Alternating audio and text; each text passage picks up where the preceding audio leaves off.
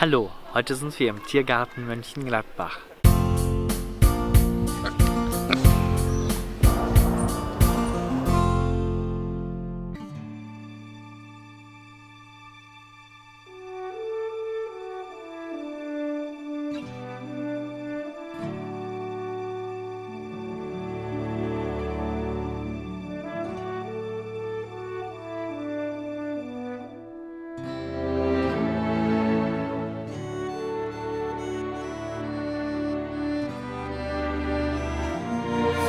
Warum halten wir Falken?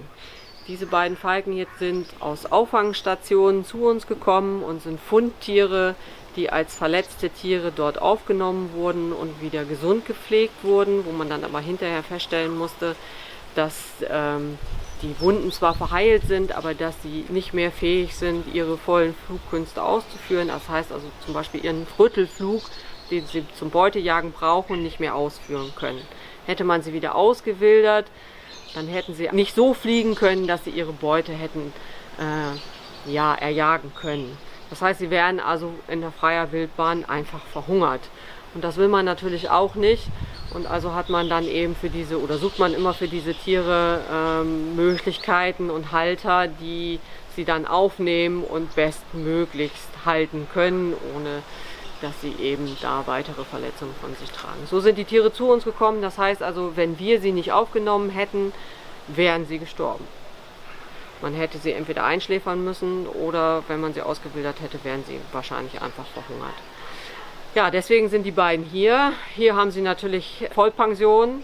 Ja, sie bekommen alles, was sie brauchen. Sie können auch ein bisschen rumflattern, das sieht man ja auch. Sie können rumflattern, können sie, aber sie können eben diesen Rüttelflug nicht mal durchführen. Und eine schönere Voliere wäre natürlich toll, dass sie ein bisschen weiter flattern könnten, aber dafür haben wir eben leider wenig Platz und nicht die Möglichkeiten. Sie müssen also mit dieser Voliere Vorlieb nehmen.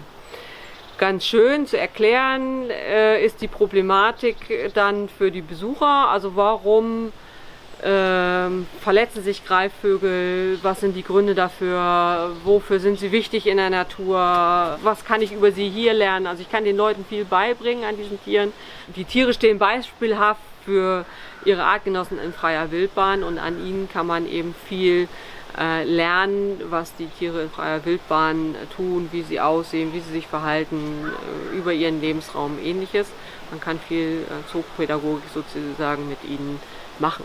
Ganz schön sehen kann man hier an den Tieren, dass Männchen und Weibchen unterschiedlich aussehen. Das Männchen hat einen grauen Kopf, ist sonst eher braun gehalten vom Körper her und das Weibchen ist also überwiegend braun, hat auch einen braunen Kopf und ist etwas stärker gebändert.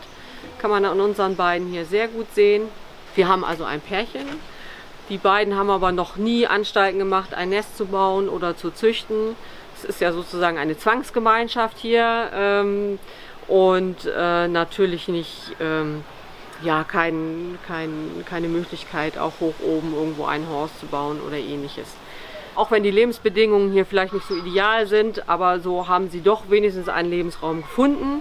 Und es ist für alle wichtig, dass eben Zoos, Tiergärten sich daran beteiligen, auch aus Auffangstationen Tiere aufzunehmen, die vielleicht nicht mehr ganz gesund sind oder ein Handicap haben. Das sieht man bei unseren auch. Der eine hat also einen hängenden Flügel, so dass die Tiere eben weiterleben können und die Auffangstationen nicht überquillen mit Tieren. Auch die müssen ja Tiere wieder abgeben, damit sie neue Tiere aufnehmen können. Immer wieder kommen neue verletzte Tiere rein, die versorgt werden müssen. Und so sind die froh, dass sie an uns weitervermitteln können und wir sind eben auch letztendlich froh, dass wir den Tieren dann doch noch eine Heimat bieten können und ein Zuhause bieten können und sie nicht sterben müssen.